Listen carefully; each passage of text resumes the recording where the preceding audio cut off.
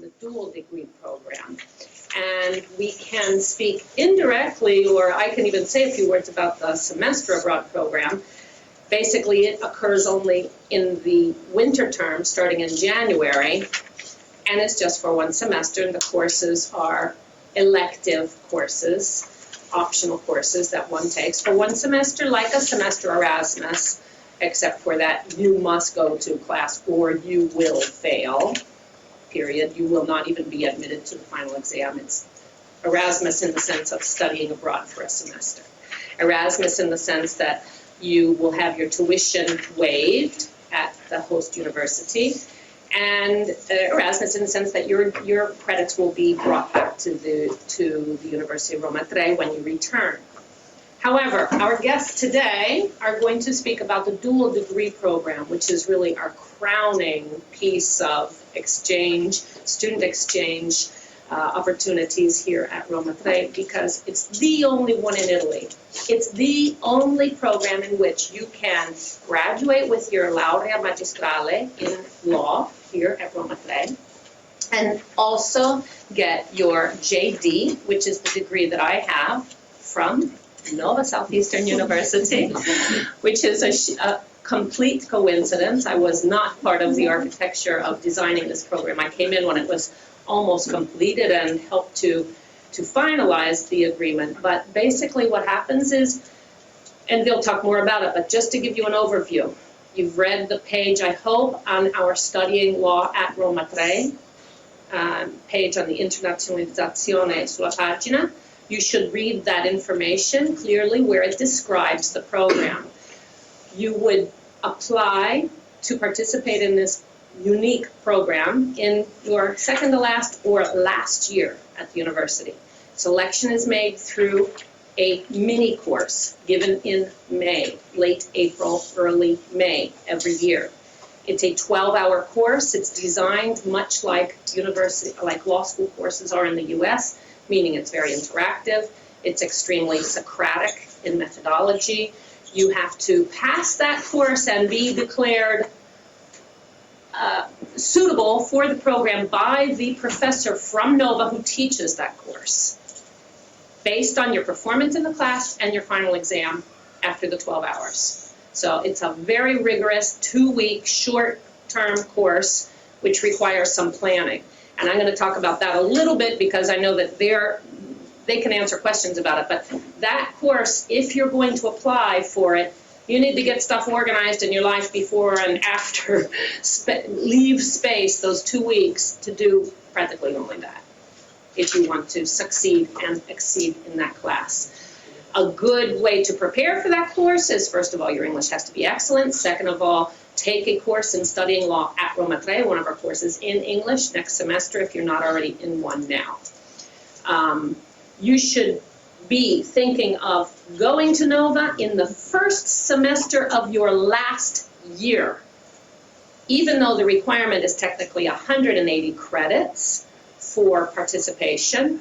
That's the minimum, but don't try to go as soon as you get 180 credits. Why? Because 180 credits mean you have 2 years left here at Roma Tre, right, basically. 180 credits is your first 3 years. So if you go in that, if you take the exam, the mini course, and you pass, and you're able to go, it means that you'll be leaving at the beginning of your 4th year for that first semester, which we call phase 1, right? And you'll go to Nova and you'll take the first year law courses, which are extremely rigorous, and they'll tell you more about that. How rigorous are they? And then you have to come back to Roma Tre and graduate, thesis completed, laurea in mano, before we will let you go back to the US for phase 2. So that means you're going to be here for that. And those credits will come in, fine. And all of this is written on the website, but this idea of planning when to go. You'll come back in that last semester, but then you still got a whole nother year to finish and your thesis before you can go back. So how many years? 2 years? You're going to forget everything you learned in that first year. Your English will have been really improved and revved up during those first 3-4 months. But if you come back here from any longer than 1 full year is what is required and recommended. Because you must go back to Nova then for phase 2 in January to pick up the second semester courses of the first year of law school. And they're very tightly programmed. There's no selection process. You must take those 5 courses, and that's the way it is. So you can't go back in the fall because you'll have missed the spring courses, the winter courses. You got to take all those courses before you can proceed to the second year at Nova. So if you, for some reason, don't get your thesis done or don't get all your classes done or whatever, you got to wait another year until January. You can only leave for phase 2 in January, which is why I'm saying get as many exams done as you can. Then in the first semester of your last year here, when you've only got 2 or 3 or 4 courses maximum to do plus your thesis, you come back, you do them, you're calm, you graduate, you celebrate, and then you go back for more torture, for more studying at Nova. And if you have any more technical questions, I will answer them as you please. I think you should be able to interrupt at any time, correct me if I'm wrong, ask questions. If you didn't understand anything I just said, feel free to ask now. Otherwise, yes. I have 4 exams left. So what if I finish by July, let's say? Can I do the program as well, or? If you finish in what sense? Graduate? If I graduate. Ciao! Oh. Goodbye! Don't graduate. Okay. Don't graduate, otherwise you're not eligible. Don't graduate. Got it? Okay. Okay.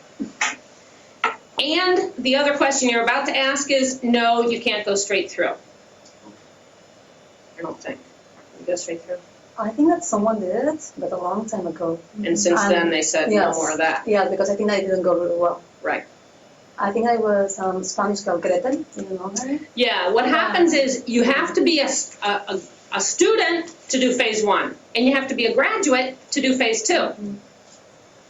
So, are you really going to be taking your exams there in the first semester in December of 2017, and knowing that your last exam might be December 17th in Florida, and your graduation dates might be 16, 17, 18 in Italy, and you got to take that flight and fly here, or you don't graduate in order to get back. It's just cutting it too slim. See what I'm saying? You gotta wait that year. What do you do with that year? You can do lots of things. You can learn German or Chinese. You can get a job in a law firm. You can learn to grow watermelons. I don't care.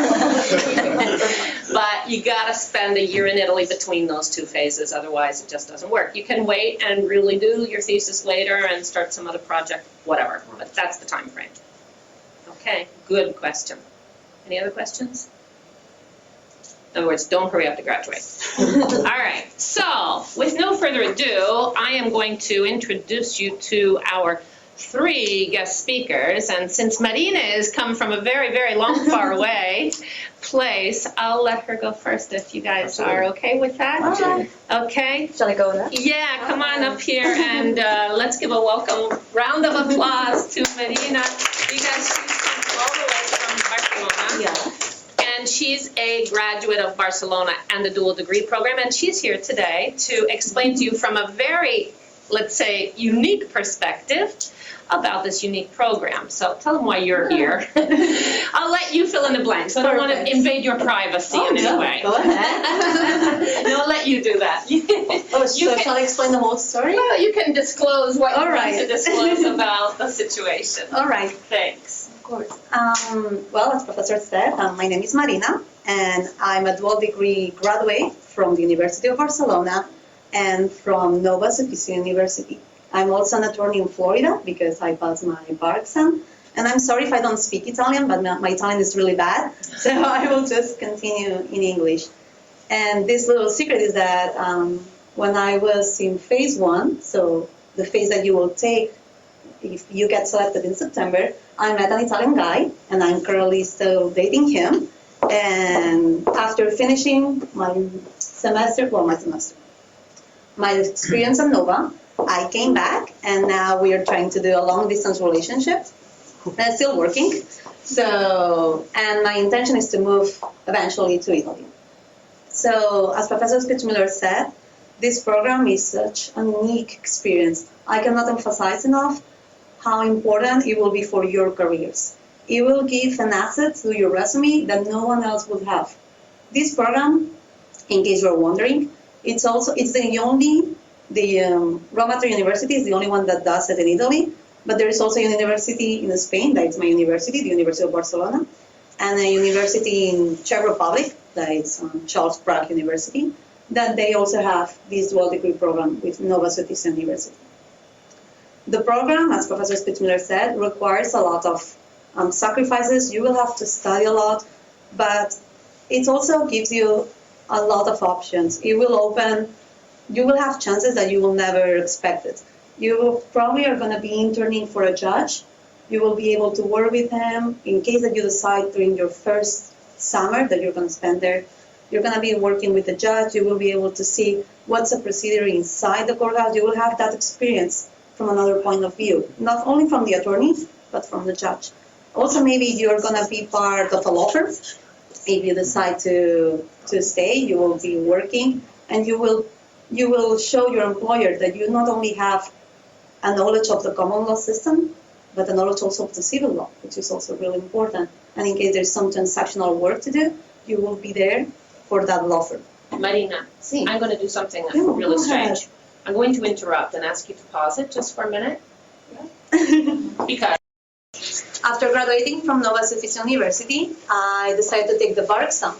The bar exam is basically the state exam that you have to take if you want to be an attorney in the United States. You can choose it in whatever state you want. I chose it in Florida because that's where I studied and it made more sense to me. And after that, I decided to come back to Spain. I actually came back in September. And in January, I'm going to start working for Baker & McKenzie. I don't know if you're familiar with the law firm. It's a very big shot law firm. I don't know if you're familiar with the law firm. It's an American law firm that it's present in 60 countries, I believe, and it's one of the top biggest American law firms. So it's a huge opportunity, and I'm sure that the reason why I got in was because of this program, because I was showing them that I'm a person who is able to work under pressure, that I have full knowledge of the English system, not only the common law, but also the way it works, the way how to interact with clients, and also contracts. And another thing that really helped me out is that I knew someone who was working in Baker & McKenzie that also graduated from Nova Southeastern University. This program is like a big connection, a big networking connection. So probably if you go there, you will meet people who already graduated from Nova, and they're Italians, they're Spanish, or they're Czechs, and they will help you out. Maybe they're not going to give you a job, but you can contact them and ask them for help if you are struggling with something, if you don't know really well what to do, and I'm sure that they will help you out because they have been in your same situation a long time ago, or maybe a couple of months ago. So it all depends.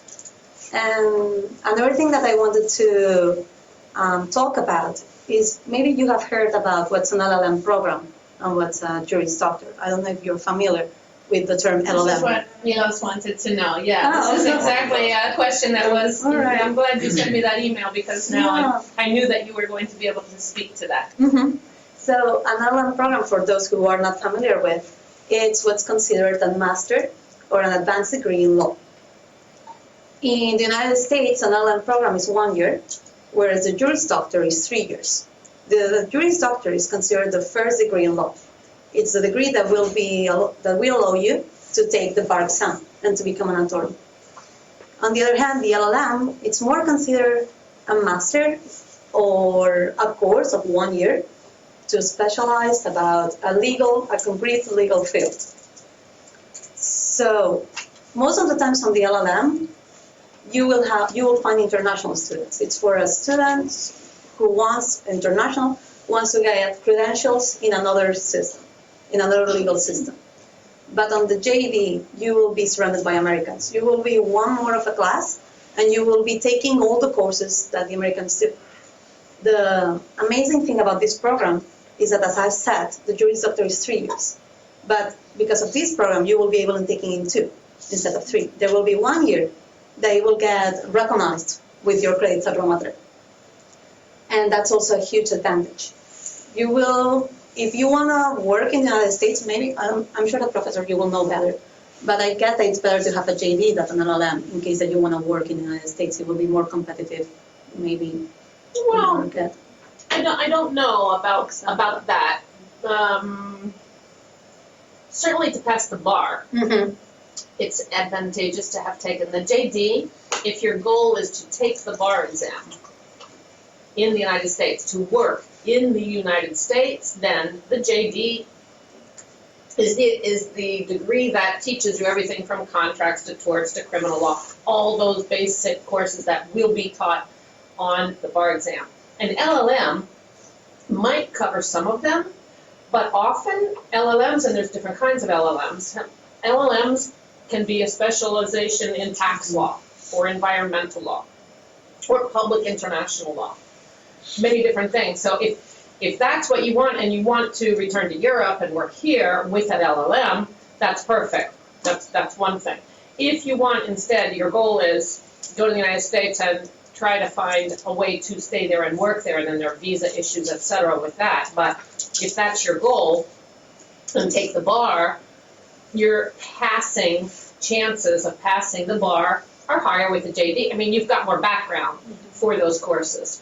And so I don't know about the hireability, therefore. I'm not sure. I mean, if you're going to look for a firm, in any case, in the United States that does environmental law, then the LLM might be, in environmental law, might be the specialty that you're looking for. And it's not said that you cannot pass the bar. It's just, and in any case, even if you do the JD, if you're going to practice in the United States and you're going to pass the bar, you're probably going to want to take a bar review course, which is a 4-week, 6-week course. It starts at the end of May, and you finish when the bar is the last week of July. Oh, so it's 2 months. Yes, it's 2 months, and it's full-time, 24/7, it's almost studying. It's studying, preparing you for the bar exam. And you would have to do that in any case also with the LLM. It's just that with the JD, theoretically, you're reviewing everything. Also, that was something I wanted to say. On the bar exam, you will have an essay. An essay, you will have a fact pattern, and you will have to explain the rule, the application, and how would you resolve that problem. So in the bar exam in Florida this last July, there were 3 essays. 2 of them, one was contracts, one was torts. Those are 2 subjects that you study when you are on phase 1. So they both know about it. Yeah. So don't forget that stuff. Basically, is that. Francesca and Gabriele will explain you more about it, about the way to study, but it's really different the way you study, at least from the Spanish point of view. It's more a little bit of repeating, memorizing, and knowing like all the little details than the way that you do it at Nova. It's more a process of understanding, and then after you understand and memorize the rule, because the rule, you have to memorize it anyway, you apply that knowledge that you have on a fact pattern. So to summarize, it's like, to me, if I could come back, I will take it over and over again. It was a program that it really gave me a lot. It's also, I'm not gonna lie, you're gonna study a lot, but also it will be really challenging to yourself. You're gonna learn new skills, you're gonna, not only about the speaking English, that's of course something that comes inherently with that, but you're gonna learn a lot also about yourself, about how to put yourself in the best sense, and also to meet amazing people from other countries. And so it will be as taking an Erasmus, but having something physically to show up. You will have a degree in law from the United States. That's something that I'm telling you you put on your resume. And to me, I started working, I came back in September, as I told you, and I was sending resumes, and the next week they were calling me from Baker McKenzie and all big law firms. I didn't have any issue finding a job here, the same I'm sure that you wouldn't have it. So where are you currently working? In Barcelona, I'm going to start in January with Baker McKenzie. See why she looks so relaxed? I'm here on vacations, I feel like. Full of energy. Smiling. See, I'm gonna start in January, so it's a law firm, and they also have office in Miami, New York, in Rome, in Milan. They're all over the world. And of course, like if you have that in your resume for an American law firm that has clients worldwide, it's something that's like an asset for your resume. Tell them about Alessandro. Okay, so I'm taking the leadership role here and disclosing his name. Alessandro Neroni is the graduate from Roma Tre. Mhm. Oh, I have his video.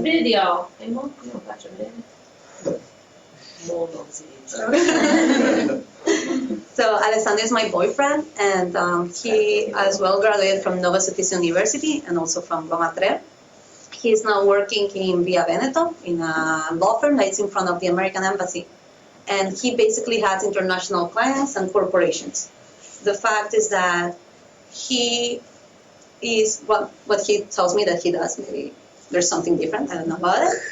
What he tells me he does is that he is doing transactional work with companies and big corporations. He's translating contracts. He's basically those are these big corporations that they have both clients in the United States, in Great Britain, in Ireland. Anybody got a wire for this? Oh. Anybody got a wire for an iPhone? He recorded a nice video for you, just saying that in case that you want to contact him to who is feel free. The same as with me. If you ever need anything, you can find me on Facebook, or I can give you my email and just shoot me a text wherever I am. You can find me in Barcelona, wherever. Yeah, I mean, this is really important because he came back, he was sworn in to the American Bar, so the Florida Bar Association at the American Embassy in the beginning of November. And we met that day to celebrate. And a week later, he was working at a law firm here in Rome. So, same story. Okay, this credential separates you so much from your peers that it's like, hire me! And they do, because it means you're fluent in English. It means you understand the law firm, the legal system, and the language well enough to graduate in a foreign legal education system. Okay. It makes a big difference. All right, I'm going to see if I can do this. Okay, I keep talking. You keep going. You just keep going. Also, remember that I told you that I met someone from inside the Baker McKenzie that kind of contacted me. That person, so 5 years ago, I was in your same situation.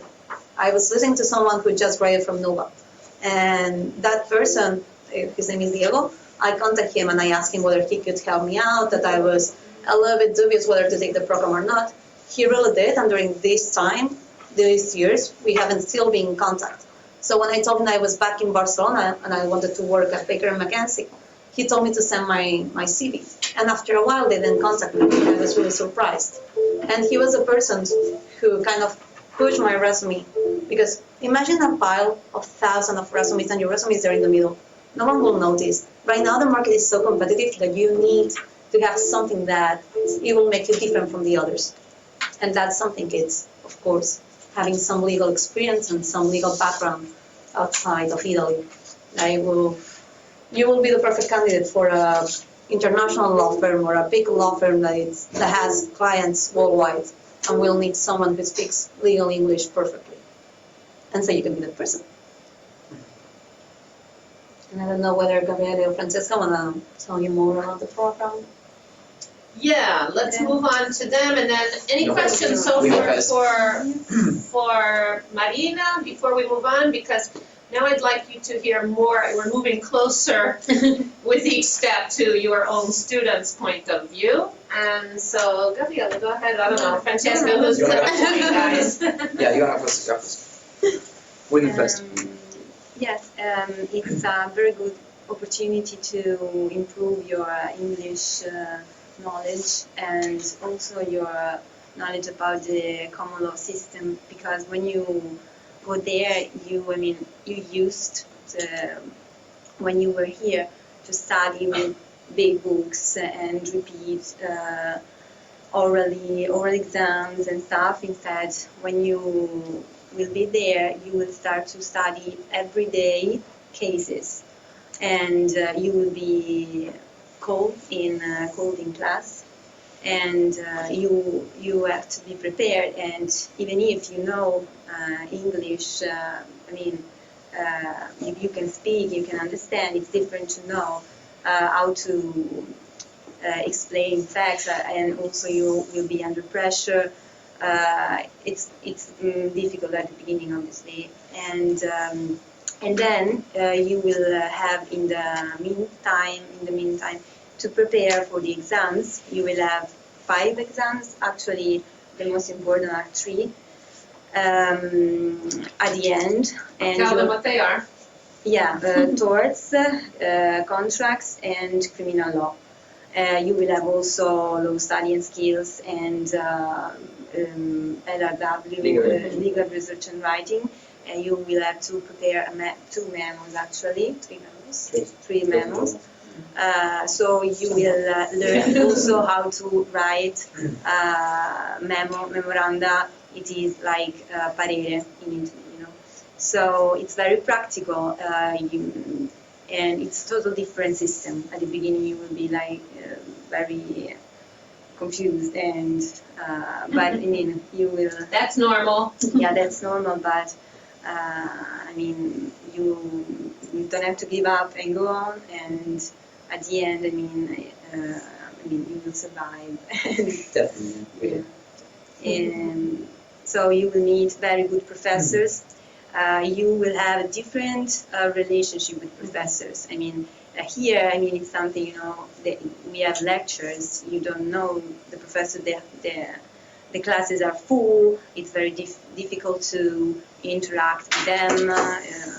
Instead, there you will have classes about like 20, 30, 40 maximum people. And So you can't hide.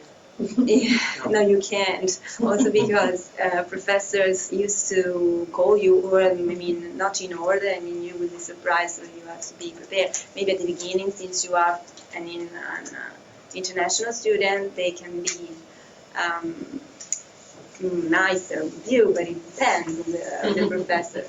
And then, yes, you will be closer also to the other students. You have to take into account that the grades, for example, are related to the others. So you will have the curve of Gauss. I mean, you will have a range.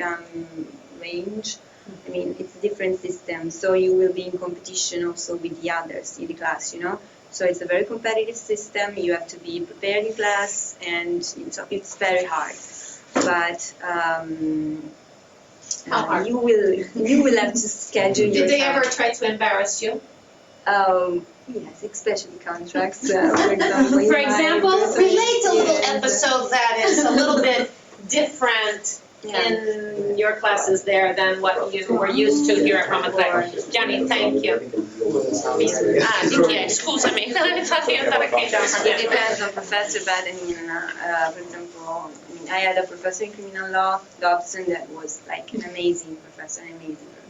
He was a public prosecutor, and I mean, you learn a lot about. You study cases every day. You will face with true situations. You will, I mean, and you will remember everything. I mean, the rules it's very different. You don't start from the rules, you start from the cases. And so it's an inductive meter, non-deductive in the country. Socratic, as Professor said before.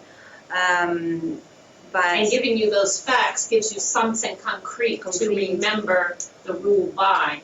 You know, it gives you the physical setting in which that rule has been applied, so you remember the rule, you remember that situation. Before, Marina called it a fact pattern.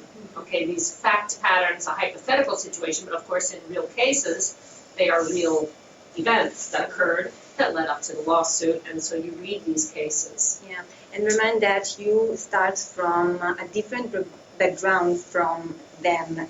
The other students will be at the first year too, so it's the first time they face two legal issues So this is an advantage. Then because you are, you are more you used before to start from the rule. So you maybe for you it's easier to understand the rule, go directly to the rule. Instead, for the others, they can be confused sometimes and don't understand what is the point. You know. This is a big thing for you to consider. I know it sounds very scary to go and study in a foreign language, and that will of course be a disadvantage for you unless you happen to be mother tongue here.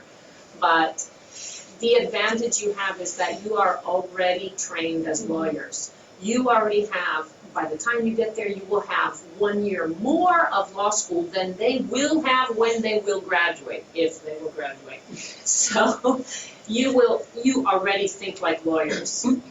You already have a law degree. I mean, the first, if you think about the short degree of 180 credits you could have applied for and had that after 3 years, you are already trained legal experts. Okay, so when you go there, you have this patrimony of knowledge and experience and just your way of thinking. Your mind has been going through these thinkings, even if from a different perspective, like Francesca very well said, you're starting from an abstract rule and to apply it is different than starting with the facts. But you know the framework. You have legal notions in your head. You know what a constitution is for. You know Roman legal history that these students will never encounter very peripherally in their studies. So you have this extremely large advantage, which should give you some consolation, I think, when you're there. You feel more equipped maybe to deal with all these the notions are not so new to you, let's put it that way. There's still a lot of work, but the concepts are not brand new. When I started law school, I had been an art teacher. My undergraduate degree for 4 years was in art education. I can paint, I can draw, I can throw a pot, I can make a sculpture, I can weave, I can do all kinds of things. But I knew nothing about the concepts of public administration or constitution or contracts or finance or anything like that. So I felt extremely intimidated, even by people who had taken pre-law courses, which there's not really a pre-law. In the United States you must have a bachelor's degree. The law degree is a graduate degree. So these students are 22 years old. They may be the same age as you or even older than you. Because many of them, like me, went into another career and then decided, if I do this for the next 30 years, I will end up either in jail or in an insane asylum. Teaching middle school students art? I don't think so. Bye! Off to law school I went. I mean, there's a limit how long you can do that. So a lot of people come back from a profession, a lot of people that worked in a legal profession as even secretaries or peripheral other careers, police officers. And they say, you know what, I'm sick of this, dodging bullets out here, literally in the street, let me go back and try to get a law degree. So you have maybe people in their 40s and 50s even going to law school, or people in their late 20s, whatever. But the vast majority, not the vast majority, but the majority is people that are just graduated out of an undergraduate program at 22, 23 years old. They go to law school. They have to take a law school admissions test, which is very, very difficult. This is another advantage for you. You don't have to take that. You only have to take the mini course. You don't have to take the TESOL or the TOEFL or the TOEIC or any other language test. You have to take the mini course. I'm saying plan for it, because that's your ticket to get in. You jump over all those other horrible tests and requirements to get into the unique opportunity. Plus, you don't have to pay.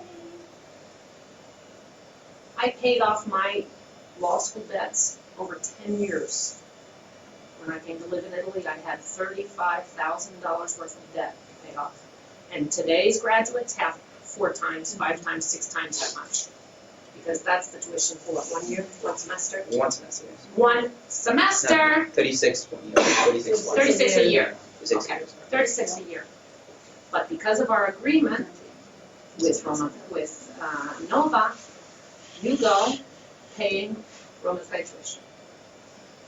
I have a question about this. I mean, when you go there during the first phase, of course you're a student of Roma Tre, so you're paying. Afterwards, you go for free. Okay, so when you graduate here, you go back there and you don't have to pay. Hi. That's the way it is now anyway, unless they change the rules on us between now and the time you You guys just want have to to pay go. your apartment or whatever. Living expenses, books, Yeah, whatever. books. The bar, it's a little bit expensive, but that's the And only thing. anyhow, yeah. That's it. What do you Tuition think is waived. the whole cost of the experience, included the. These are program costs that are listed in that page on that file there. I read Have a it, look, but I have thought a it look at was that. Off the top of my head, I can't kind of a tell you. personal thing. Roughly, it really depends on the person. Like, Yeah. roughly it's 11,000, it's about like, if you want to spend. Otherwise it's 7,000, so the range should be like between 7,000 to So 11,000. If you wanna live in a tent under the bridge, Like, if you wanna eat, then yes, or maybe, So if me, you I wanna can eat tell cans all the time, you, it yes. was more or less around 30,000. Because I bought a car, I You bought a car? bought a car because to move there in Florida, it's kind of, especially if you work, public transportation, it's kind of bad. The first semester you don't. you No, do no, not the have first a semester, car. no, You bought it in the please. second semester? Yes, Yeah. I'm talking about, Phase two. I'm talking about She's talking phase about You two. need a car. She's being very nice. phase one, you She said, don't like, need a car, it's you kind of may bad, not like, have a car, and the you worst must thing, live in the dorms. probably Rome is better, You so. must live in the dorms the first semester, it's just too much. And you will have the shock shop. You won't know how to find an apartment, you don't know No, how to find a car, it's- don't even think about it, you don't have time. You need credit You and barely have everything. time to go to the bathroom. So don't even think about finding a car. Yes. So, yes, Question? that's Oh. phase two. Okay. So what's the mini course about? It depends, every year it's on a different topic, it can be selected areas in constitutional law, it can be on contract agency, whatever. It has not been announced for this year yet. And from what I understand, also the kind of work you have to do after classes at home is different from here. Here it seems to be more solitary, isn't it?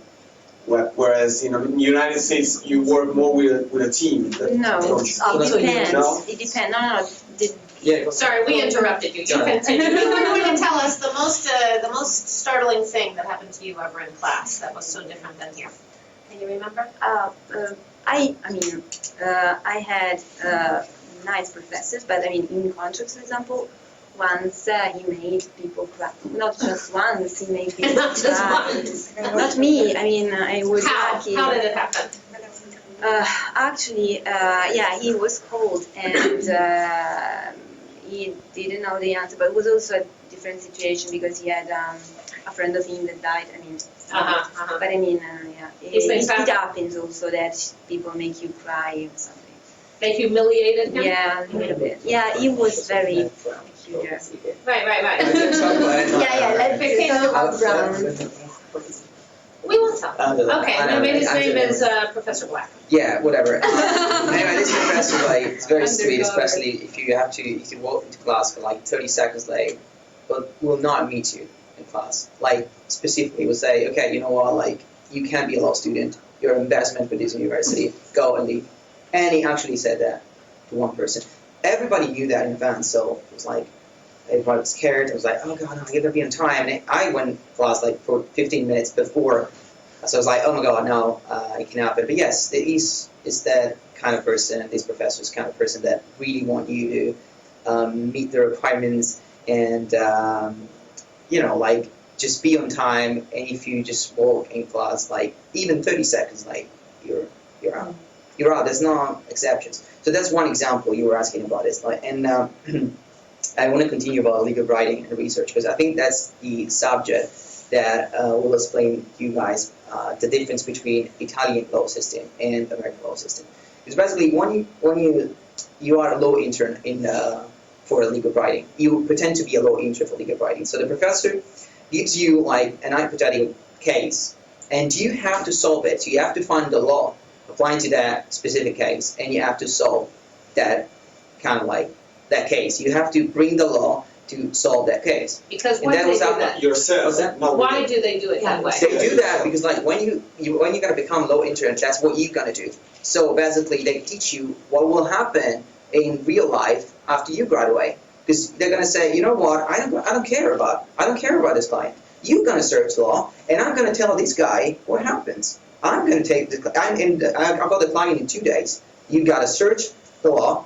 You gotta tell me what's going on, and I want 10 pages, no more than that, of what's going on. And you gotta search like 1,000, maybe 1,000 case, not in our case. In our case, maybe it was 100. But generally, you have to read 100 cases. And then like when you go out, Yes, it's going to along be with 4 1,000. other classes that you're taking at the same time. Yeah, and really, like, it's something that you're not very used to. Actually, you're not used to. Like, here, like, we just say, okay, questo è reato, that's the crime. Like, you know what I'm saying? No. And you have to say, oh, that's the case. Just tell me what's going on. So, like, I tell you what happens in class. So your name is, I don't know, let's say Mario, right? So it goes like, okay, Mario, this speed meter against Micocci. What happened in this case? It's not that I tell you what happened in that case. You tell me what's going on. And if you don't know, you're not prepared for my class. I don't care if it was so difficult and you didn't understand even a word of what that case.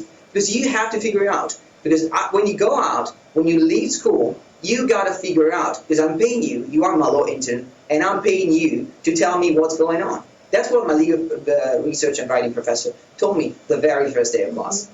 One day, one person is going to give you money in your hand, and it doesn't want he to tell you. It doesn't want to tell you what's going on. It wants you to tell him what's going on. This is why I always say in my class, he goes like, give me the solution straight away. Well, yeah, Excuse me, this is why I say in my class, if I'm reading this issue that you framed for me, I have no idea what you're talking about. The issue has to contain all the pertinent points. This memo that you have to write has to be clear. He's going to read those 10 pages, or she's going to read those 10 pages, that's it. He doesn't want to have to come back to you and say, excuse me, No, what's going on? Yeah. what's going on here? No. You're fired. Ciao.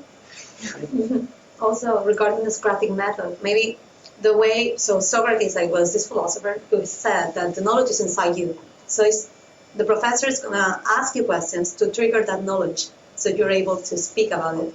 So as Francesca was saying, before going to class, you will have to read the cases that you're assigned. So maybe, Sorry. So maybe it's 100 pages, maybe it's 80, maybe it's 50, whatever. And you need to be prepared to be in class. And the professor, maybe he's with cards, with flashcards. It's like, oh, Francesca, tell me the facts of this case. Tell me the rule. Tell me the application. And what's your conclusion? And you have to be able to explain him like in a conversation that has In front of all 40 people of the class. It doesn't have to be like something really formal. It's just like a normal conversation. You explain to him exactly what happened in that case. And that's basically class every day. So every day you have to, so sometimes regarding to your question, whether you work by yourself or you will work with other classmates, it's up to you. There's people who decide to study together. So they read the cases together and they go through it in a study group. But also you can be the kind of person who's like, no, I want to work by myself and that's it.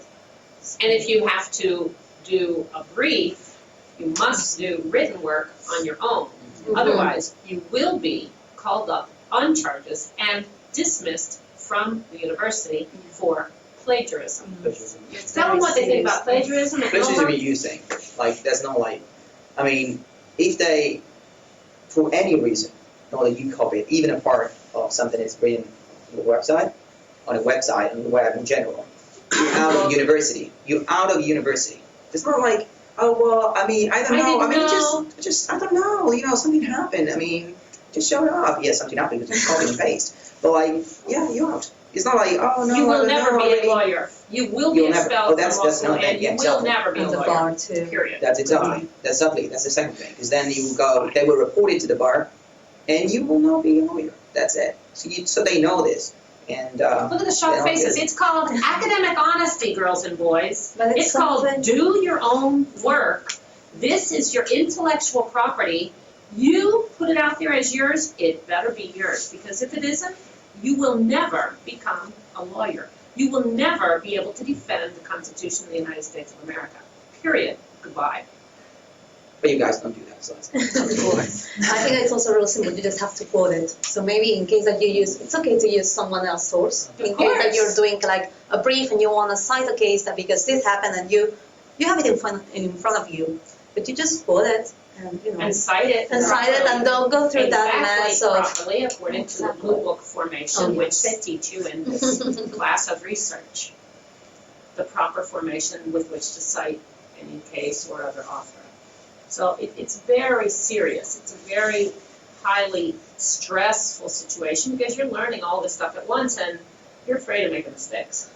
So again, I try to focus on also the positive things because you already know a lot of this stuff. You already have these notions in your head. but you've got to work every day, all day, to be prepared for all of these classes, because they do teach by terror. I also have to say that international students, they have always been graduated in the top class, in the top ranking. So we have always performed really well. So I'm sure that you will be the same, because you will put your best effort, you will study, and you will do great. So although now it seems really terrifying, you will have a lot of people, professors, other international students who were in your same position, and either your own classmates that will help you out, and you will just finish the program and be an attorney in Florida if you pass the bar. So at the end, it's really rewarding, although now it seems terrifying. Yeah. Their faces went from smiling to terror when you're starting. Yeah. And I can add more if you want. Like, I mean, because like that's what it is. But like you know that, and I'll give you an example. Like I don't know, this professor, I don't want to name it, but like you guys, and you go and start like, so guys, what's the condition? And you start and say, and they ask you, what's the condition? You don't know, maybe you read about it, but you gotta tell him the answer. And he goes there like this for 1 hour and 30 minutes. And he doesn't tell you what's the condition at the end of the class. You gotta sort it out. And you go, man, seriously, get to the point, get to the damn point. I wanna know what's the condition, just tell me. And it doesn't happen. It doesn't happen. You gotta figure out what happens. And that's different. Here, the professor said, the condition is this. Take note, that's it. You know, at the exam, you tell what's the condition. That's it. Done. Job. And it's not like that. It's not like that. It's just different. It's completely different. But yeah, I mean, at the end, you will say, oh my God, I made it. And it's so rewarding, as I said. And it's a good experience. And then like I'm about to start phase 2, and I'm willing to do that. And it's different. I know that it's hard. It's hard work. Especially, I think phase 2 is better than phase 1 because you know what you're going through. Phase 1, you don't really know. They tell you this, and you don't believe me. Seriously, you don't believe me. You don't believe me. I mean, I didn't believe the people who told me, oh my God, it's going to be a nightmare. Seriously, man, like, they pay you to say this stuff. They don't like pay me. But like, and yes, then you realize it's true. It's true. Somehow, like, we tend to emphasize this stuff. Yeah. I mean, like, we tend to emphasize these things. And, I mean, I'm pretty sure that you can do I'm pretty sure you can do a great job. But yes, there's a lot of work. And there's a lot of work because here it's different. Here they leave you basically alone. And you arrive to class, you have like 3 months of classes, but you don't do any work. And then you say, oh, God, I've got an exam in 50 days. Right there, it can happen because like they give you like so much work that you arrive at the end and say, okay, I know this stuff. So I can do it. And then you can do. It's like in my course, you guys have been doing the work all through the semester. Exactly. And so now you just have to review things at the end of the semester if you've been doing the work. Yeah. And you have been, because otherwise you would be so humiliated day after day after day after day that you would not be in the class anymore if you're all laughing. Yeah. So, I mean, there's no way, you cannot hide. You cannot be in that room without being noticed if you're not doing the work. And if you're doing the work and still breathing, then you're going to take the exam and still breathe. Oh, and there's only how many appelli for each exam? One shot. That's one. It's like a penalty kick. You can like football. It's a penalty Right, kick. it's not like, oh, I only got It's one shot. 16, I can try again? It's No. one shot. Goodbye. And like a Oh, I'm sentence. sick. Too bad. As an international, you cannot fail. If you fail, you're out of the Return home, program. yeah. But tell them about the accommodation, let's give them a little bit. Oh, yeah. Oh, yeah. That's the good part. That's good for you. Do you want to go? No, go. Okay, Please. sorry. Sorry, before start, can I ask another information about this class? Yeah, Is I please. understood the dual degree implies that you became necessarily a lawyer, or are there any opportunities, any other career? Absolutely. You So finish the the program. degree is a law degree, is that your question? No, yes, I know. Yeah, I know it's a lawyer, a law degree, but I mean, I don't know, like in the diplomacy or become other careers. Well, I can tell you that, for example, in my case, I came back, although I took my Florida bar exam, I came back, and as I told you before, I'm interested in moving to Italy. So I applied for WFP, that it's the World Food Program of the United Nations, that they have headquarters here in Rome, and they call me from an interview. So in that case, it will open you other doors to diplomacy, because it will have something very different from any other candidates that they might have. But regarding the United States, maybe. Okay, regarding the United States, I'm not that sure. I know that after you finish the program, you have your Juris Doctor, and then it's up to you. You're not an attorney per se. You have to take the bar exam. Yeah, I have a question on that, because I was looking it up on the internet, and I read that in some states like California maybe, or well, I don't remember right now, but they require you to have a degree in a university that is like listed in a list that they have in the ABA, right, American Bar Association, Exactly. and nobody's in it. Nobody's. So since you have a first degree in law, from an ABA listed university, that is not Southeastern, you can take the bar exam wherever you like. You can go to California, you can go to New York. I took it in the state of Florida because you're more familiar with the subjects too. Right. But it's up to you. There's people who have taken first in Florida and then they have decided to move to California or to move to New York. There is Greta, she's now working in Washington. There's also Oliver, who is working in New York. It's up to you to decide where to go and what to do with that degree that you have in hand. If you want to study more, then you're always welcome to. But the bar exams are unique for each state. You can't transfer, they're not reciprocated in other states. Some states are, but those are all the states where you don't want to. So you obviously want to. So for example, Florida, if you want to practice in Florida, you have to take the bar exam from Florida, from the state of Florida. If you want to go, I think that it was New York, Florida, California, Arizona, New Mexico. They're the ones that they don't have. Many states do not have reciprocity. But I guess that you need to know the inner law of. But for example, on the Florida bar, there's always questions on the Florida Constitution. I think there's always an essay on it, right? This time was Florida federal constitutional law.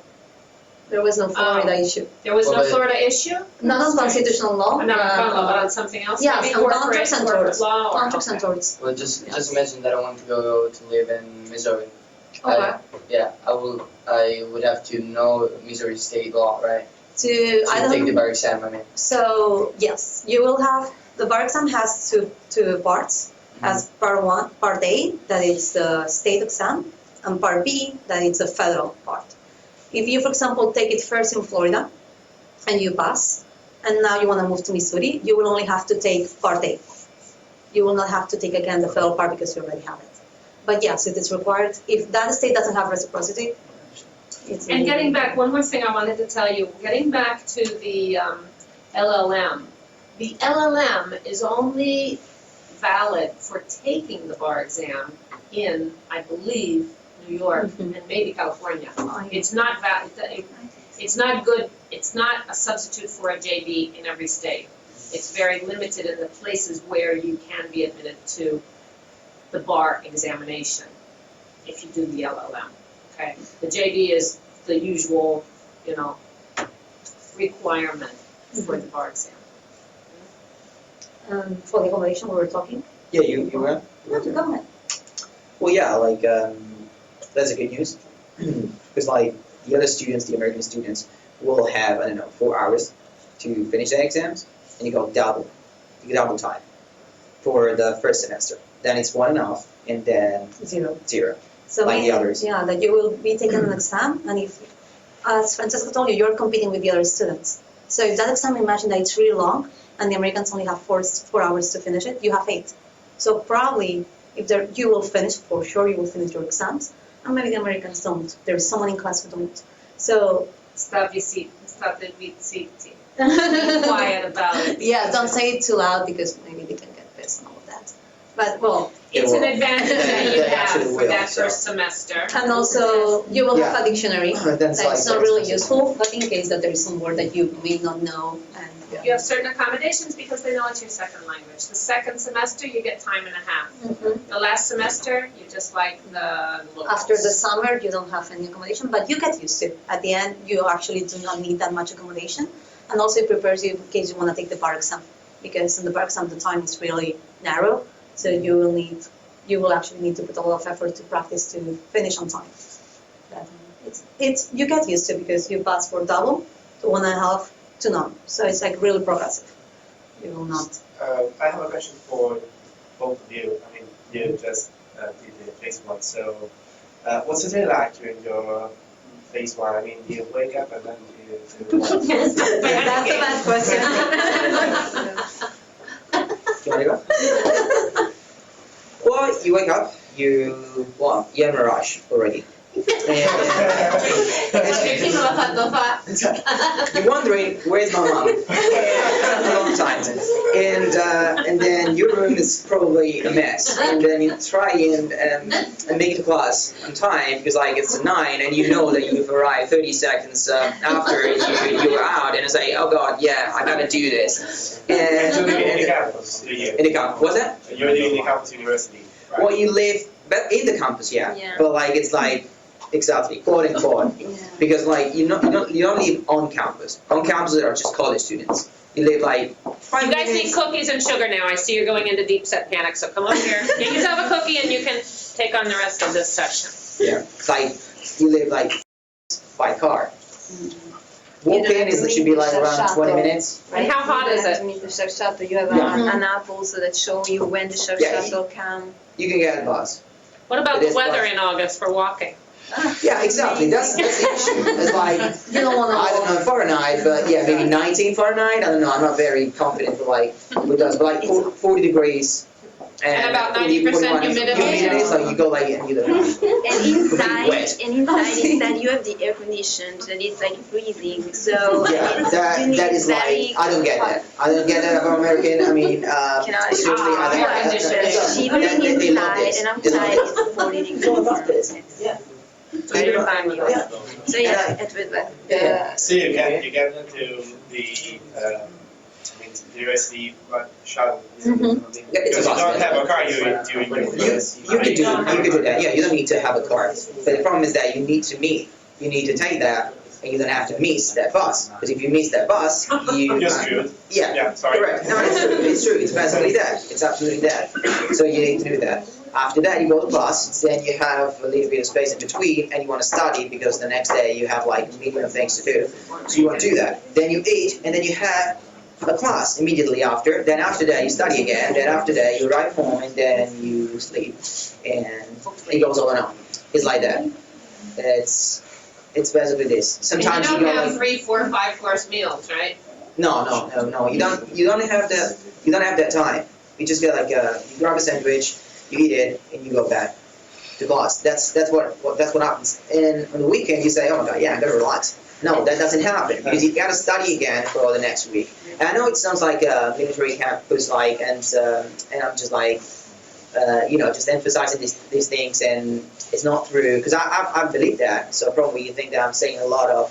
Well, yeah. But it's true. It's true, guys. It's like that. But then eventually, like you will gonna like it.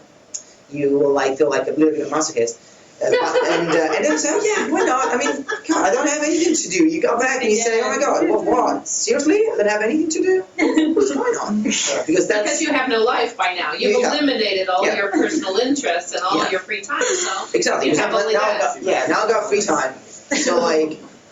I talk with my girlfriend and everything. It's like, well, why do you need to do something? Like, you just enjoy. You're gonna go, and I said, she goes like, and I go. I was like, yeah, but I want to do something. I mean, I have to do something. I want to study another language. I want to do another thing. So you're so into this kind of mood where you wanna do that. You're driven to that Don't goal. get me wrong. I miss the Italian way of doing things so much because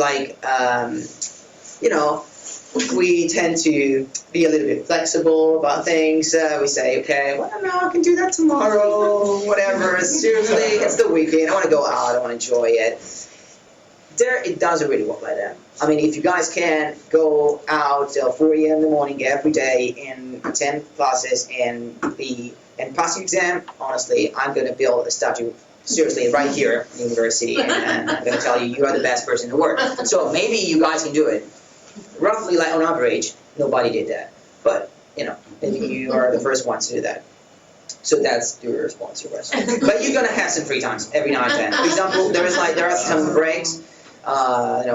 Sometimes universities close for some Hurricanes.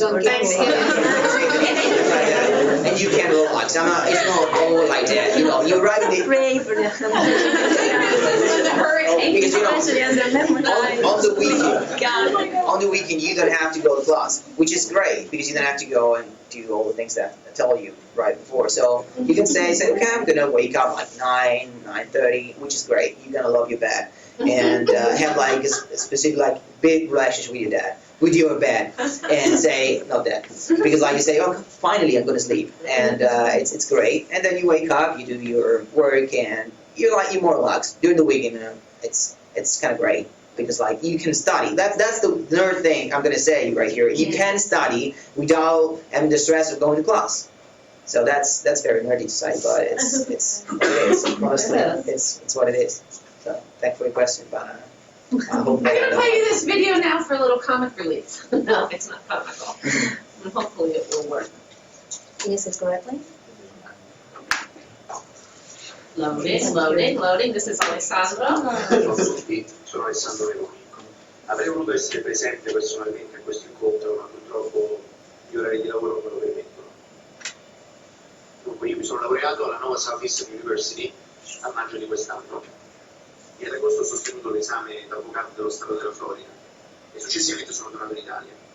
Adesso sto lavorando in uno studio legale qui a Roma, a Via Veneto, che si occupa principalmente di diritto commerciale, societario e finanziario. E le competenze acquisite alla Nova mi permettono di assistere i molti clienti stranieri nello studio. Il 2 Degree Program è un programma molto impegnativo che io assolutamente consiglio, che richiede molto sacrificio e una certa disciplina, ma che alla fine ti dà molto, non solo dal punto di vista professionale, ma anche dal punto di vista umano. Quindi è un programma che io assolutamente consiglio e che mi ha permesso appunto adesso di lavorare all'interno di uno studio legale che si occupa di materie appunto che mi piacciono e che mi permette appunto di avere a che fare con clienti da tutto il mondo ed essere sempre in grado di resistere. Dunque appunto, avrei voluto essere presente ma non ho potuto. Se volete farmi qualche domanda, se avete qualche dubbio, potete prendere il mio numero di cellulare dalla professoressa Spitzmiller e chiamatemi appunto quando volete se vi serve qualche informazione riguardante il programma. Un saluto a tutti, ciao. He survived. He's alive, he's happy, he's got a job, he's doing great. And if you want his number, I will happily give it to you. Please ask me more questions if you have. Yeah, what else? Other questions? What else you got? May I Mila, come sure. back to LLM and JD program? Because I'm not a student of Roma Tre and I'm interested in starting from zero, so not double degree. And can you tell me a bit more about requirements and generally what does it take to get there, how much competitive it is, and if Which? With the JD or the LLM? both, because I'm not sure after I heard this what I would like to. So if you can make like a short comparison, what are requirements and how competitive it is to get there. Okay, for the LLM, we don't know it that well because I didn't undertake it. I can tell you what I have been reading or saying. So the basic difference, JD, that is the Juris Doctor, that is this program, 3 years, but you will take it in 2 because you're a student from Roma Tre. Okay, he's not a student from Roma Tre. Oh. Let me butt in here, that's what he said before. He's not a student from Roma Tre. Let me interject.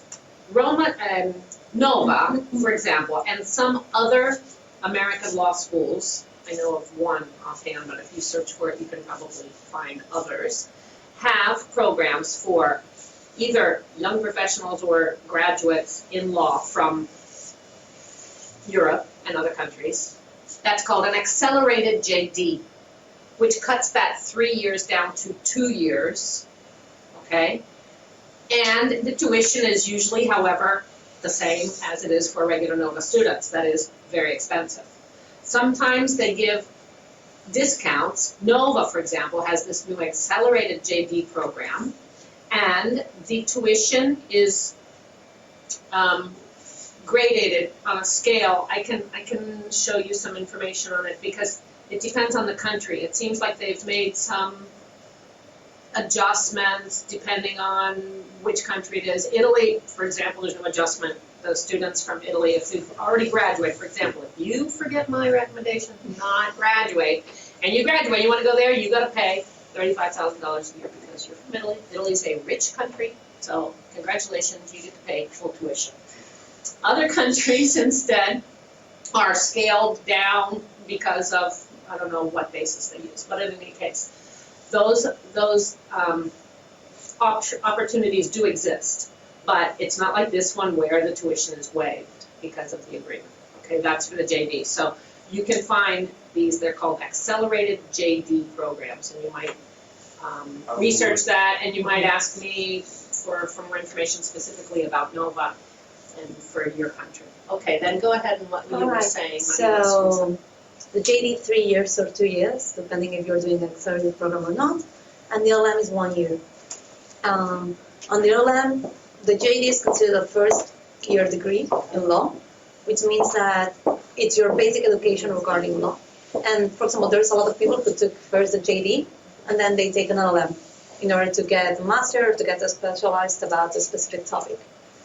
On the JD, you're able to take the bar exam, and on the other hand, the LLM you cannot, but for New York, if I'm not wrong, and California.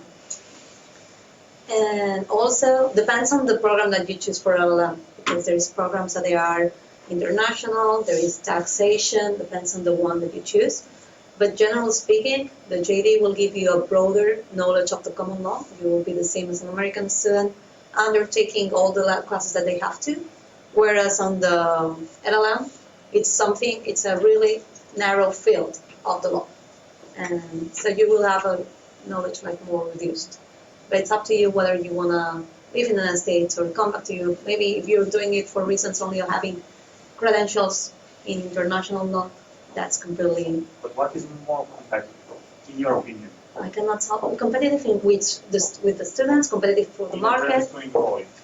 In terms of? To enroll it, to become student. What is... Well, depends also the agreement with the university, because I know that as Professor Spitzner was saying, for the JD, you must undertake the LSAT. But because we have this agreement with NOVA, you don't have to, you only have to take the mini course. No, I'm thinking if I'm starting from zero, because I'm not a student of Roma Tre, if I'm starting from zero... You will probably have to take the LSAT. But for an LLM, no. No, for an LLM, no, for the JD. For the JD, for the accelerated JD, I don't know. I'm not sure. Maybe it's also waived because you're a graduate of a foreign law school. Maybe. I will Google it, but... You Google it and send me an email and ask me to send you the stuff that I have on it. Okay. May I ask you a question? What do you want to do in life? What do you want to do? Because you want to be a lawyer, and you want to be a lawyer in New York, and you just care about getting something that lets you be a lawyer. Then, no, I'm just saying. I understand your point, but I found out like 15 minutes ago. I know. It wasn't like I don't want to be like Mr. Professor in this case. But I just wanted to explain you that, because if you want to have something like that give you the possibility to become an attorney in that particular state, then maybe you just want to have like the 1 year LLM. Otherwise, if you want to have something that gives you more opportunity, and probably the what we're doing right now, so the JD is really up to you. It depends what you want to do, especially because you're doing after your graduation. So it depends what you want to do. I'm not sure, but I think also that a JD can be very useful if you work in the States. I mean, right? An LLM, if you want to work in an international law firm or something, you don't need a JD. If you want to work in Europe, for example, it's official. That's exactly why I asked you what you want to do. You will be specializing in one field to work. If you don't, because like it would be wise to take LLM if I want to come back to Europe, for example. Yeah. For example, yeah. I'm not that really sure, because right now almost everyone has an LLM. If I'm honest. Almost everyone knows. You go around in certain circles. So exactly, like in those circles that in those circles, you're right. That you have probably an LLM. Mm-hmm. Like for all those big else. International law firms, Baker McKenzie, Clifford Chance, Linklaters, everyone has an LLM. Because everyone has legal that's education. Who they hire. Exactly, because that's who they hire. Because that's the top. So maybe it depends. Yeah. Also, I think that if you're gonna pay all the expenses, all the tuition, LLM is 1 year to year 3. So maybe you have to consider that too, like your economical options. Really depends on Right, that. that's why I brought up the thing about maybe there's discounted for your country with Nova, could be, I don't know. I'll check. It really, I mean, it really depends. You have to write me to know that, I think, because I need to ask Kathy, I need to ask her, my counterpart there at Nova. I don't know that they're published, I don't know. Okay. All right. But I guess like it makes sense. Like, just imagine you are the employer. There's one candidate that has just one LLM, which is not just one, because an LLM, not It's anybody more. has it. Yeah, exactly. And another one that has a JD and another degree. Yeah, but I really have if you to- don't want to work in America, if I come to. Well, but that's the same. It's the same here. It's nowadays. Contract law. Yeah, Then but they say, okay, that's great, but it's the same here in how Italy. you're going to apply it in Italy? So basically, maybe it is not going to be advantage. What I'm saying is that. Depends what you're going to do, but. Yeah, but I wasn't talking about an American employer. I'm talking about an Italian employer here. You go like an LLM, for example, I tell you an example. International law firms, they say at least LLM, least. So if you go at JD, they'll say, oh, wow. And if they want the LLM, they want it, for example, from Columbia University. Good luck in getting JD to that. in this case, ironically, is considered more More. Than than an LLM. Yeah. You see, Do you know what I'm because saying? even if it's the base degree, it's a fuller degree. Yeah, so that's another thing. Imagine that you do an LLM on tax law, and you come back to Italy, and that employer is searching for someone that has to take care of international clients regarding taxation. You will be the perfect candidate, but with a JD, you have a broader scope. So you're Exactly. basically saying you either go to an Ivy League university to get the LLM, or it's not.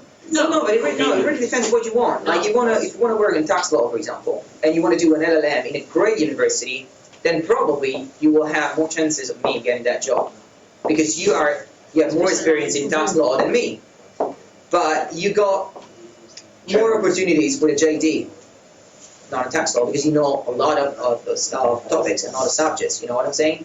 Because you've done a JD, so you know everything. And also, you can get to be an attorney in that state, and that's also like something you will always have it with you. But for the LLM, it requires some experience, right? Or so I heard you have to get some experience. You have to work first to get to. Not No? necessarily. Like professional I heard so. experience, or Yes. MBA, So- something like that, but not But not LLM, the, as far as I know. As far as I don't know. There's a student from Roma Tre right now taking her LLM at the University of Miami. Frankly, she didn't even graduate here yet. They let her in conditionally, and she's still there taking her final exams, was due to graduate now in December, but. I mean, so I know that not every LLM, maybe some of them do, but not every LLM requires experience. That's definitely the case for an MBA, yes, I know. For the MBA. because they want business experience. Yeah, so for the LLM was the same, right? Is there a test to pass in order to receive the LLM, to enroll for the LLM? No? No, you don't have to take the So LSAT, that's you- another advantage. So you go there And the LLMs could cost you less in England, for example, as long as you can get in before Brexit. Because generally, you're extended the European tuition, so it's gonna be probably less than that in American. So you would say it's better to invest that 1.5 years to get the JD than to get an LLM? Except, I mean, Depending on him, exactly. I think his advice is right, it really depends what you want to do, because you have to start thinking, if you want to specialize, that's why I said at the beginning, you want to specialize in environmental law, tax law, public international law, some kind of area where LLM specialistic kind of knowledge is what you want to do anyway, then there's no sense in you getting a JD. Because number one, you're not even gonna have that much chance of taking optional courses, elective courses, to specialize in environmental law there. You might take 1 or 2 courses, but it's not like an LLM. You can take federal income tax if you're a real masochist. And you can do that, but it's not a specialization in tax field. If you happen to be, somebody that's crazy about tax, do the LLM. If you don't know yet, then. Well, Also, most students of LLM, they have a JD, and they do the LLM. American students, American sure, but students. Italian students, that is very much the norm, as they said, that's one of the ways, that's the easiest way to get that notch up, that credential. And it's the easiest way and the most common way, also because, and we come full circle, this experience is unique to Roma Tre students. That's why, and Barcelona and St. John's in Prague, that's why there's so few of these people with a JD. Because once you get done with 5 years here, you're not thinking about investing $90,000 and change for living expenses for another 3 years. It does not happen, period. Last year we graduated in total 6 international students. In the world, 6. Because I You know, did it's a not- very small club, but it's a very tight-knit club, is what she's saying before. You get this network of people who are out there from the very first year that this program was taking off. And those people, every time I go to Florida now to coordinate this program, we all meet together for dinner, we all have a discussion, all the newbies. Last year, every year we meet with the new students that come and welcome them into this kind of fraternity, sorority and even you were there last year and some of the other international students, because you really go through an experience that is unlike any other. And so, you know, when you pass through some experience, you tend to cling to people that, oh, what do you think about Professor Brown? For example.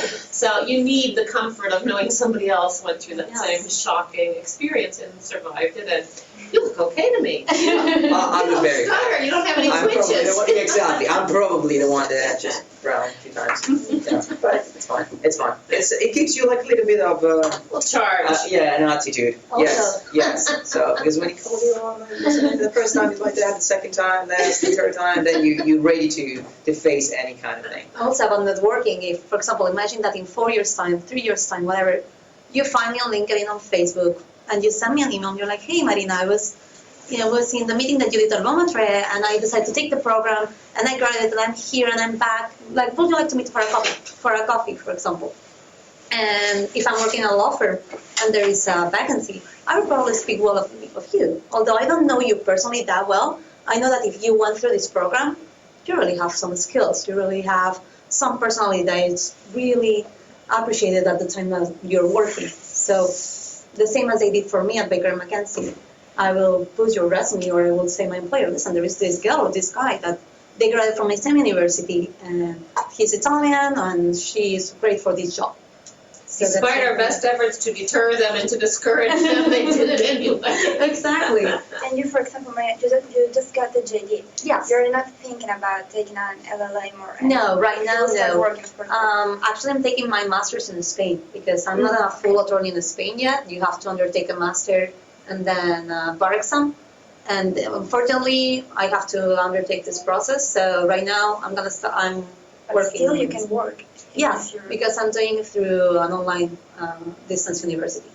And because I found this job at Baker & McKenzie, it's going to be full-time from 9 to 8. And to me, what it was more important was to get inside this law firm that's so important. So I decided to undertake my master online. Yeah, that's what I wanted to ask you. I mean, when you get your bar over there and you come back here to Italy, I mean, do you have to get your exam? Yes. Okay.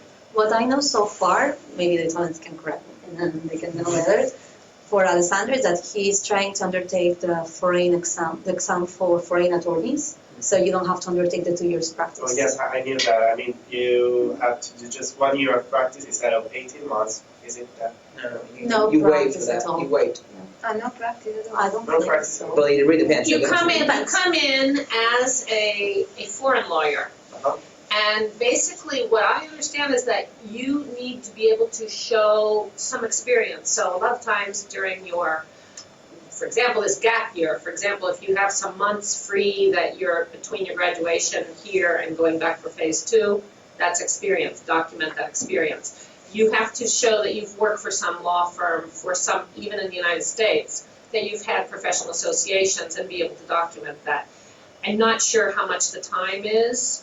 I think less than a year, you have to be able to show that you've had some practical experience, but it's much more flexible than it is for regular Italian graduates. And you have the Then- religious exam.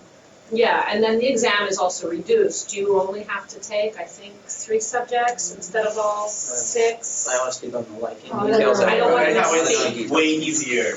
It's way easier. Generalize like that. It's way easier, and we also, if you're interested in knowing those details, we can find out, because again, our network, Giacomo Bossa, Valerio Spinani, a lot of these people have done Flavio this summer.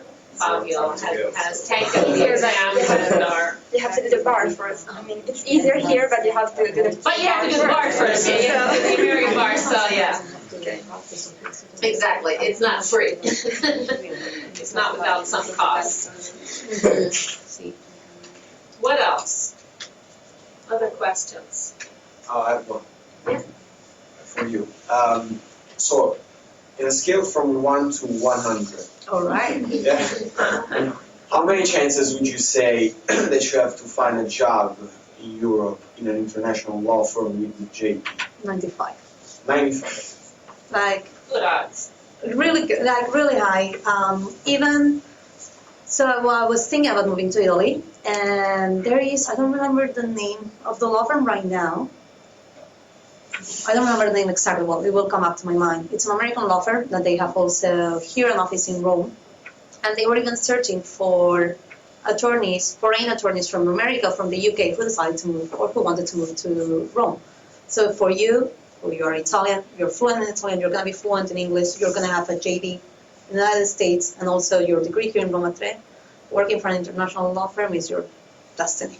For me at Baker McKenzie, I didn't have any issue whatsoever, and also from the UN or whatever is your goal. So you don't even need to take the bar exam in Italy once you're hired by these international law firms. It depends. Technically. For example, in Baker McKenzie Barcelona, they want you to take also the master and to have also your license number as an attorney in Spain. So for you, I'm not sure whether it depends on the law firm and on the requirements that they search. What if you want to stay there? Like, if you want to move there for good? You don't need to. You take your bar exam. If you're lucky, you get. For example, I was working while I was studying my last semester. I was also working for a law firm. That's also like a really nice opportunity that you might like to have, just to have some experience, just to see how it's in working for an American employer. And you don't need to. If you're not going to come back to Europe, and if you don't want to, you don't have to take your Italian bar. You just need your JD and your bar exam in Florida or wherever you want to go. That's something important. There are now 4 or 5 graduates from Roma Tre living and working as lawyers in Miami, and they have done so in various ways. It requires getting a visa. Either the employer, sponsors you and gets you that visa, or you marry an American, or and there are various ways to gain legal status in the United States. But they've all been hired through a sponsorship of the law firm, and this allows them to be working there legally, indefinitely, and they work in, a lot of them work in immigration law, so they're helping other people to deal with those same issues. And this group is part of our club. Truth be told, like everyone who wanted to stay in the US, they found their way, they found their visa, they sponsored, and they are living there with, or married, with house, with apartments, everything's fine. So if you want to move to the United States, if you want to work there, that's one option. If after their JD you want to come back as I did or Alessandro did, that's another option too. It's really valid. So. And the thing is, your life is long. I mean, what you do in the first few years may change. You may decide to go back and forth once you have that credential. I mean, I still have my JD. I passed the Florida bar. I passed the New York bar. I still every year have to pay my dues. I'm in active status, so it's less, but I pay, I don't know, $150, $175 a year, I think it is, for inactive status. And you have to make some contribution to some other thing. But anyway, you have to pay to keep that option open. But I always think it's better not to close any, bridges, any doors. So keeping that alive, you never know what can happen in life. So the more possibilities you have, the better. And you may want, you know, at some point, your law firm might say, oh, well, we want to send you to California for a year. Fine, you know, you can go. And if they want you to take the bar there, okay, you would have to take the bar exam for California, but if it's Florida or New York for me, I could work there, just activate that status, having passed the bar exam already. I have one more question. Who's from Italy? Okay. Yeah, because I know you're Spanish. Yeah. What about the exams that they can validate you here? Like, is it Penale 2 and Civile? Penale 2, Civile 2, Civile, anche Civile. Civile Sì, sì. e contract. Civile È e privato Civile 2 non esiste più, però fanno... Si è già fatto per la Esatto. 2? Mi dispiace. Quindi civile sicuro. Yes, because you're an AD, right? Can... Lo siento, lo siento. In español, lo siento. He's learning Spanish. And like for other countries outside Europe and the US, I would believe that the Juris Doctor probably opens more doors than an Italian dalla laurea magistrale qui, no? It would be more useful. It's in English, so it's in the universal language of law and diplomacy. As Andrea said, you know, a diplomatic career, I mean, a JD is an impressive degree to have. It's your ticket. It shows you're smart, you're a little bit masochistic, you're a little bit know-it-all, you think you know it all, and you do really know a lot, you're stubborn, you're persistent, you've got all kinds of qualities that an employer wants in a person. You're not gonna give up, you're not gonna be easily, you're gonna maintain your enthusiasm despite many failures. And that's the sign of a successful person, because you're just gonna keep going, you're just gonna keep picking yourself up and going. And everyone around the world knows that. Anyone that's hiring in any of those fields where they probably won't hire you to be a flight attendant for Alitalia, okay? Because you're not that patient, you're not that, you don't have that temperament.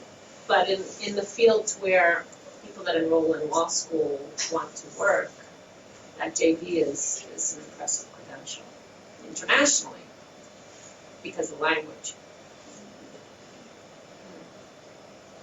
Other questions? You guys didn't tell me your best day at the university. I asked your worst day. I asked you what was the worst experience. I want to ask you now, all three of you, what was the best day, but I want to ask you two also the worst day. All right. All right? So, whoever thinks of the first answer first, pop out with it. I have the worst day. Good, Sure. go for it. The worst day, I was part of JUSUP. I don't know if you know, it's International Moot Court. It's a great training field for you. Anybody know what JUSUP is? Raise your hands. Okay, Marina, parentheses, explain. They don't know. Okay, JUSUP is International Moot Court competition. Basically, it's a little bit like playing to be the attorney. So they give you a fact pattern and you have a competition with other universities. And in this case, it's the biggest moot court competition international, so worldwide. It's public international law. Mm-hmm. And in this case, what's really interesting, it was about, this time was International Court of Justice. And so as part of JUSUP, I was one of the advocates. And you have first to do like a brief it takes 3 months. And then you start practicing for what's gonna be the oral exposition of the case in front, like in a courthouse. So I had a horrible day. I was working from 9 to 3, then I had to take my car that broke down in the middle of the road. I had to call my boyfriend, he came to pick me up. It was a disaster, I didn't know what was going on, and I had practice of just up until 9 p.m. So I was really tired. I was also... Fine, that's not the bad part. Oh? That's not the about no. Just the premise. So I was really tired. I was there, and it was my time to give the oral argument. And I was not feeling really well, and I did pretty bad. So the professor who was benching me was a little bit tough on me. And I was trying not to cry, and I was like keeping my tears up to me. And then at some point, the professor who was always like more my coach approached me like, "Are you okay?" I was like, "No," and I just started bursting tears. It was a really tough day. I remember that. And at some point, you think, why am I here? Why did I sign up for JUSUP? Why I'm working at the same time? Why I'm doing all those things? But at the end, it was so rewarding because I went to New Orleans, we did a great competition, and it really made me tougher. It made me a Your stronger team won? person. No, we didn't. You went to New Orleans though? Yes, we did, because it was the regionals there. But we Fantastic, didn't. so you participated we in the did. regionals. It's already a big But thing. we didn't Very, win. I very was big a little thing. bit disappointed because we really thought that we were gonna win, and we didn't. But Those competitions are like yeah, that. you never know. It was a little bit bittersweet, but at the end, it was a really rewarding experience. And That's another group of people that you meet Yes. and you stay in touch with forever. Definitely. I was That's part of Jessup and Loreview, where my article got published. I think that's also like a really important organization. And it's a group of people, it's like a meeting. But yeah, that was my worst day. And, so yeah. Worst day? Worst day? I don't know. You have something in mind? I don't really know. Because we have a limited experience. Like we just have a Only have 4 one 5 months. semester. Yeah, 1 semester. So worst, no. I mean, like always in a rush and everything. But like worst day, no. This wasn't like. It was all one big bag of learning. Yeah. All right, best You got used to day? it. Best day, last day. Well, the final, yeah, the final. It's amazing. Like you see the light again, and it's like you get it taken, and you're thinking about joy, and I don't know, like some gospel, something like that. It's amazing. It's like amazing. Like it's a relief. And you say, oh God, yeah. And everybody was. I told you like about the accommodation thing. So like the American was drinking. About 4 hours, and they say, "Oh yeah, grab a beer," and then I don't tell you what happened next. But it was fun. It was fun. I don't know about you. Yeah, the same. The same, yeah. After It's the I think it's a great Yeah. feeling. We didn't get the result, yeah, but like we were. It's fine. You're done, so it's fine. However it went, it's Yeah, gone. exactly. Yeah. To me, the best day was graduation. You're with your family, you're with your parents. It's, you know, the Americans movies that they show up, like everyone with the cap and gown, they say your name with the music.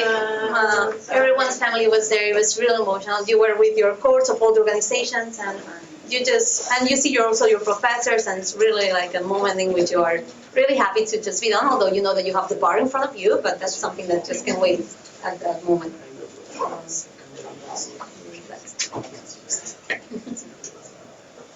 Bene. If you guys want their emails or also Alessandro's or his phone number to give a call, don't hesitate to ask. I'm sure they're willing to. Or Facebook, share. whatever you want to. Or Facebook. LinkedIn, You whatever want is to best. put names and you want to put them in, or just tell them their names so you can write it down if you want. Your nome, cognome. All right. So my name is Marina, if it sounds, de Lara, so D-E space L-A-R-A. And on Facebook I have my second surname, which is Muñoz. It's M-U-N-O-Z. But if you put Marina de Lara, you will find me. You're trying to get like 20 friends requests.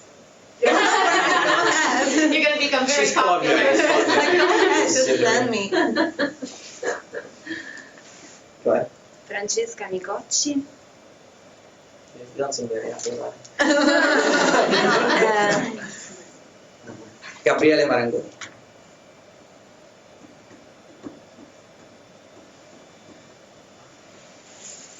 And if you want information about the program, or if you have other questions for me, you can reach me at rspitzmiller@uniromatre.it. Or I invite you to go and look at those documents that are on the page if you haven't seen them already, and read them, especially for costs and those kinds of details. And just be watching. The application deadline is sometime in April. We don't have it up there yet. You can see some of the past materials on that page, what was done last year. I think it was, what was it last year? Constitutional law with Professor Micocci, was it? No, that was the year before. Oh, This year was Professor Shu. She came and she taught agency, I guess, right? yeah. Or business law. I can't remember, but anyway, you can see whatever was the last class, you can see those materials that are there. I think it says 2016 mini course material, something like that, the syllabus, and you can see the readings and you can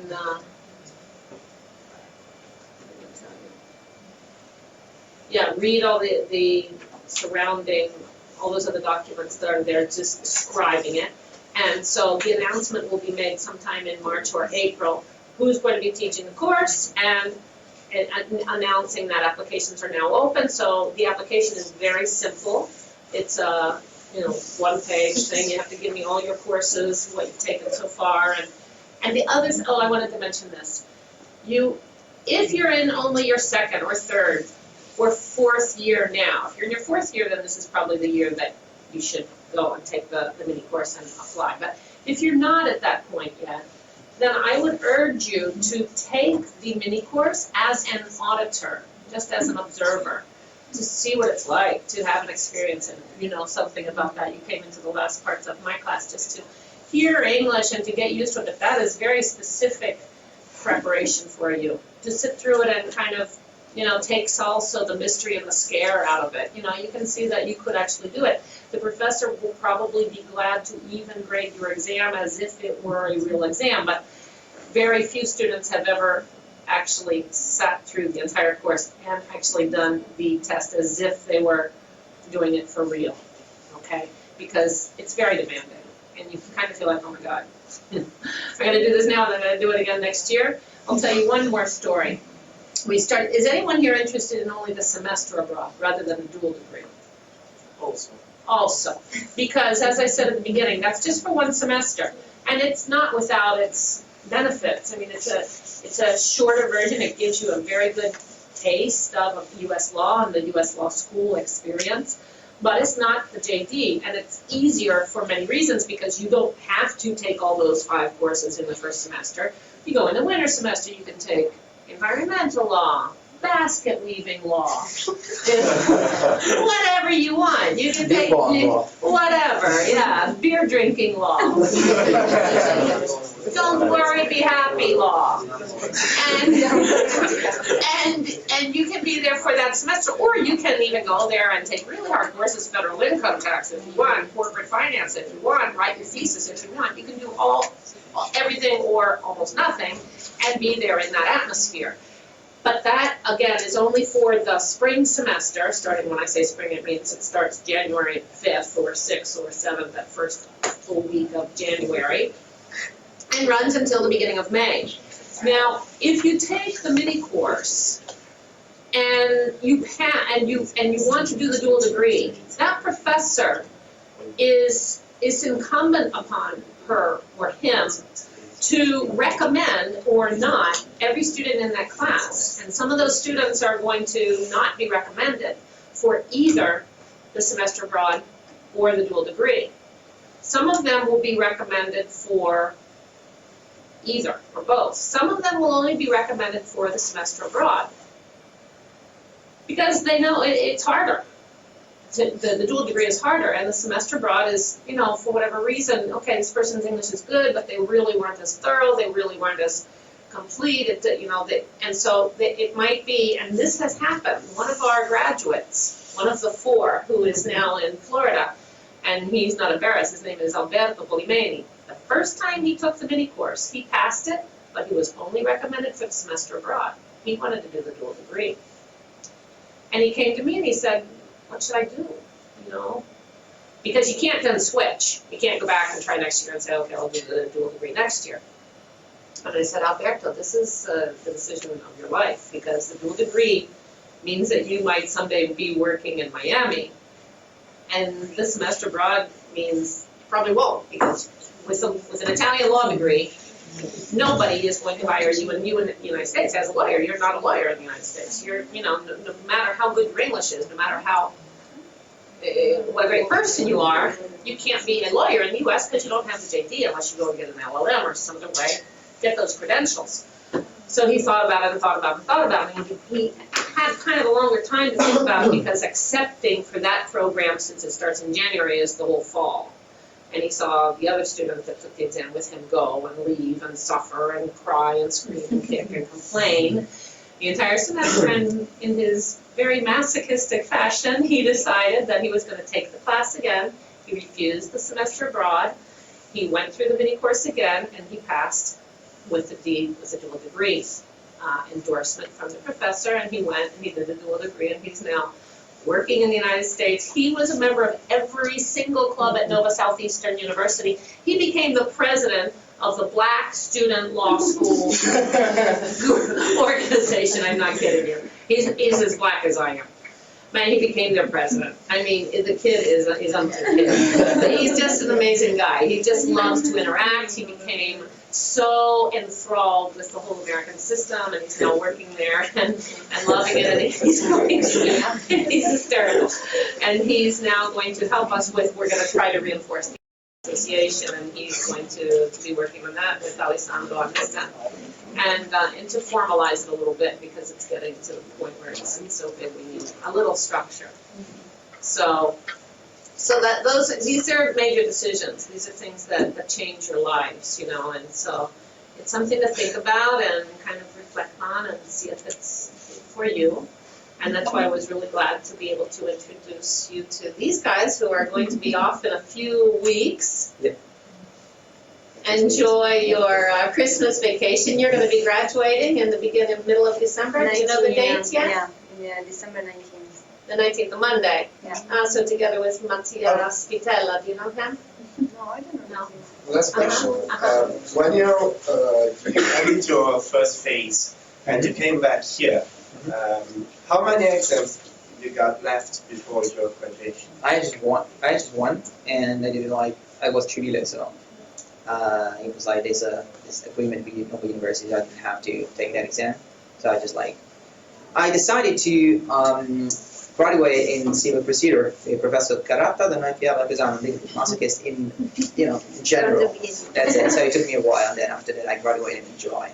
That's it. That's what I did. She can tell you about exam one. I had five exams, yes, and I did 2 when I came back, and then the last 3, also the 2 procedure, civil procedure 2 and criminal procedure. So would you recommend doing that many? Maybe 5. To me it was not too bad. Yeah, but it depends. It's kind of the limit, though, no? Yeah, also, yes, I think it's the But anyhow, I think that the advantage you have is that when you come back in December, I think you have your winter session during January and February, and you can do your exams during. Yes, but you're like that's that. an advantage, but whatever. You're a little bit tired. You're a little bit exhausted. It's horrible. You haven't taken a bath in 2 months, but that's okay. You can do it. It's horrible. And can I ask you something about the studying law at Roma Tre courses? Uh-huh. How does it work? I heard that you need a certification, but I didn't find that on the page. So Okay, the studying law at Roma Tre courses you must enroll in them every semester. You have to enroll specifically in advance. And the deadline for doing so is sometime in February, you want to say?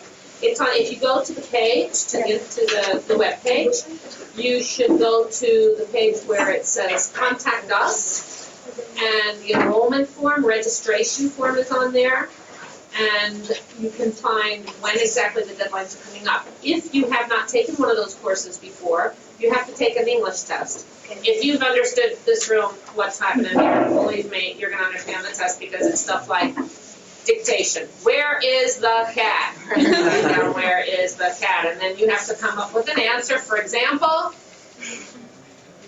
On the table. full sentence form, please.